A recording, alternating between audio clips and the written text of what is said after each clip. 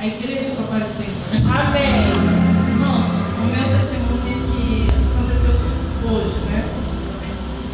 Faz 15 dias que eu estava tendo uma prova no meu trabalho, uma luta muito grande. E eu cheguei a orar, buscar Deus, e falava com Deus que aquilo que eu estava passando não era certo. E aí eu cheguei na minha gerente semana passada, essa semana, e conversei com ela.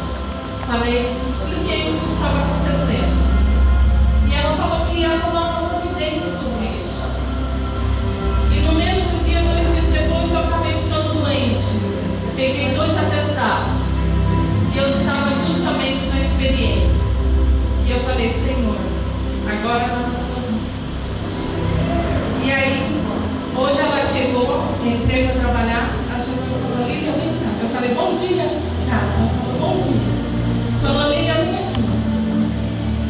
Ela foi lá, falou, parabéns.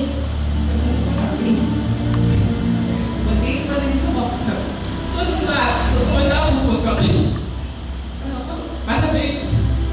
Hoje eu assinei a sua carteira e todas que prejudicaram você, eu manejei todas elas. Glória a Deus. Eu sou totalmente curada. Glória a Deus.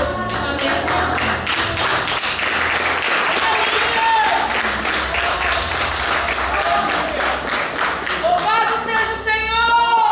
Subi e falei com a dona Cleni, que ela é a diretora-geral do hospital. Expliquei o que aconteceu e ela falou, não, muda tudo.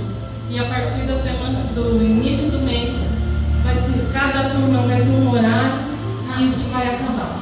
Aí eu falei, glória a Deus. Eu saí da casa da sala dela e falei, glória a Deus. Ela olhou no meu rosto e falou, glória a Deus. Aleluia. Glorificando a Deus e ninguém entendeu. Eu falei assim, Deus tem um.